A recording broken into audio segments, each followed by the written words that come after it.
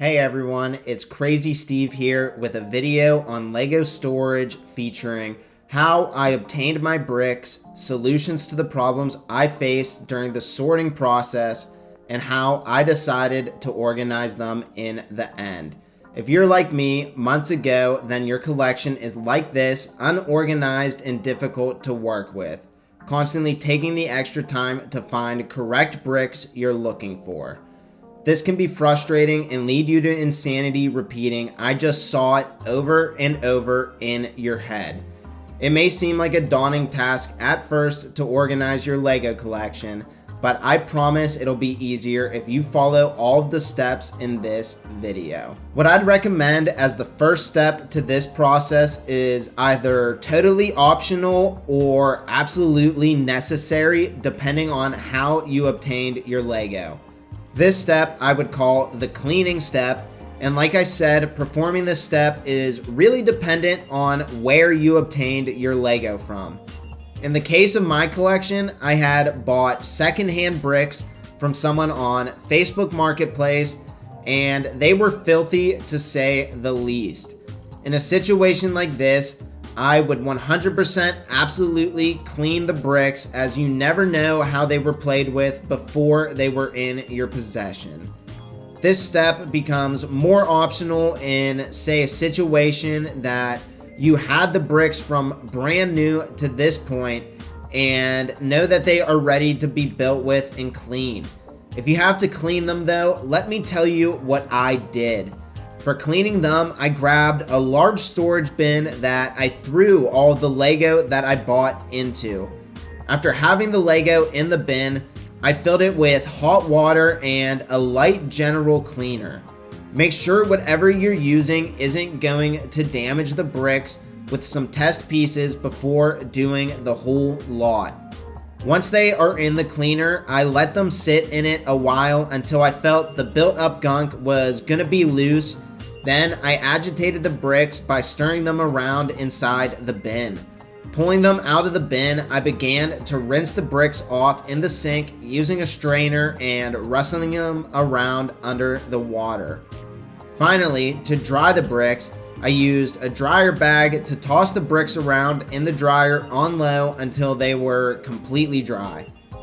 I found this to be the easiest method, but will warn that a piece is now stuck in my dryer, constantly making a noise, so do this only if you're fine with an accident like that one happening. Now that the bricks are cleaned, you may think that we're ready to start the sorting process, but hold your horses, we're not quite there just yet.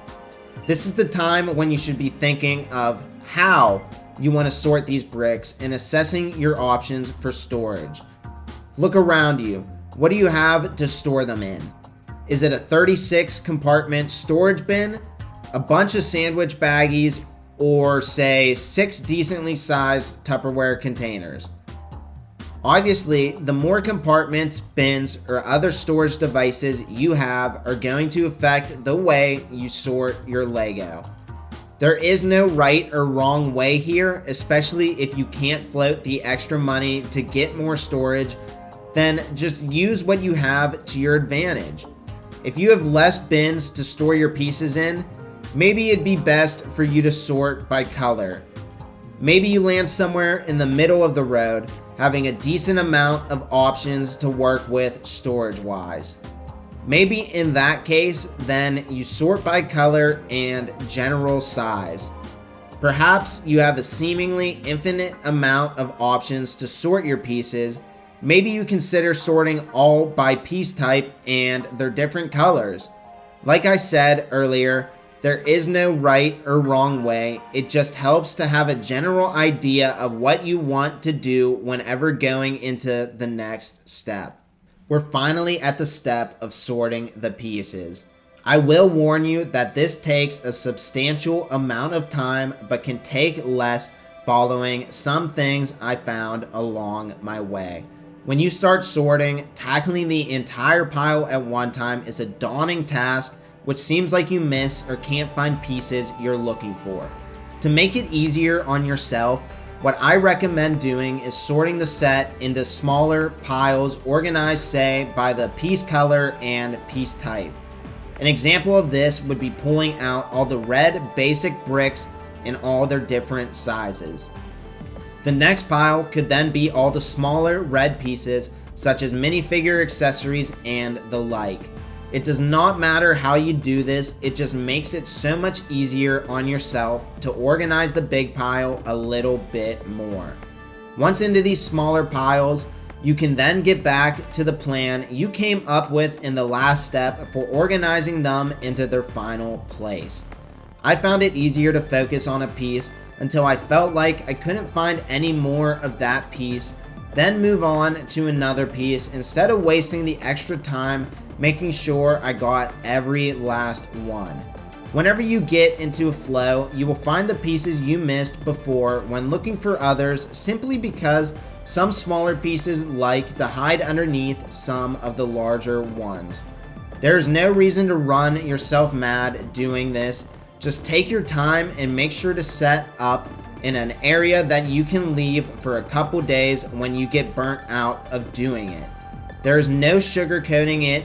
It is a long process, but a very rewarding, worthwhile one whenever you're finished in the end. Just hang in there.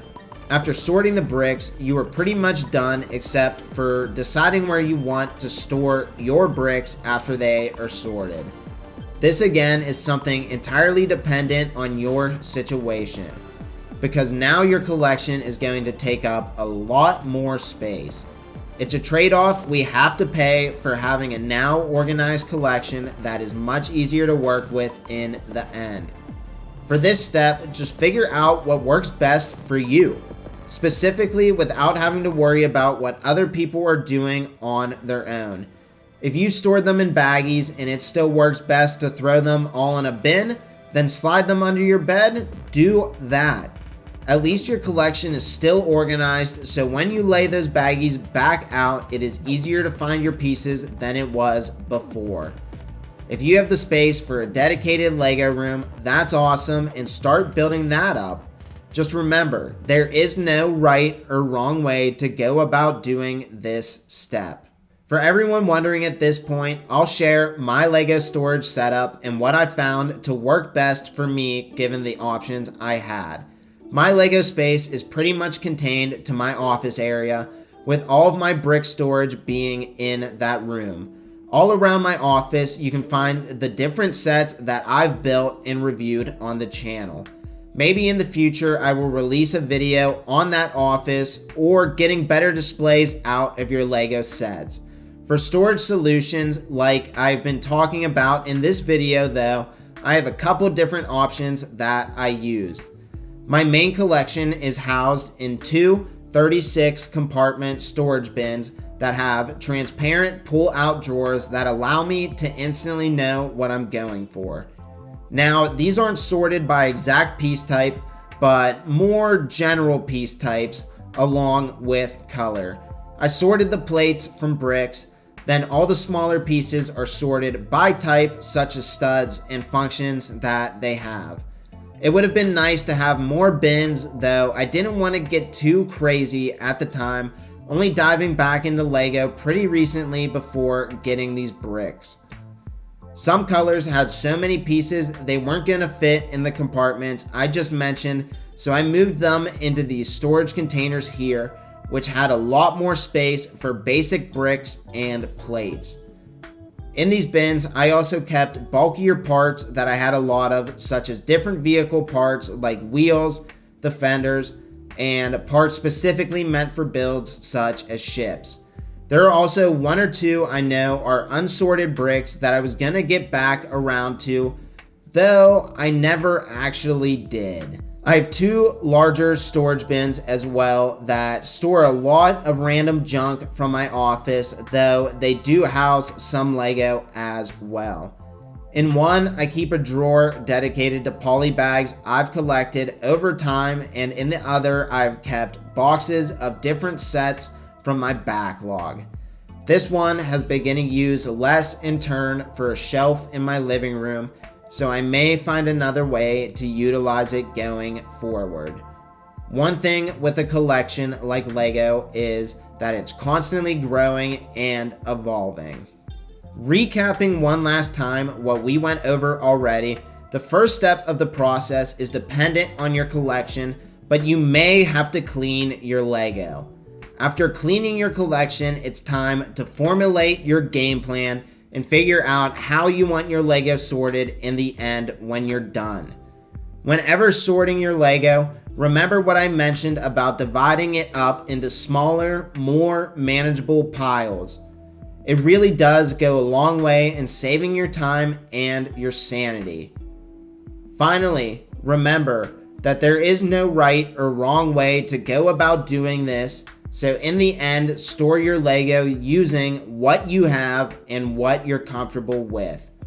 Effective organization of your Lego collection goes a long way in ensuring that when you go to build with it, that you aren't wasting all that time. If you have any storage solutions of your own or a setup you'd like to share, then please do so in the comments. Let me know if you found the steps that I laid out throughout the video helpful for you getting a better idea on how to tackle storing your Lego. If you enjoyed the content, then consider liking the video and subscribing to the channel for more content in the future. I plan to bring more updates about my collection to you. Thank you again for watching, and remember, stay crazy.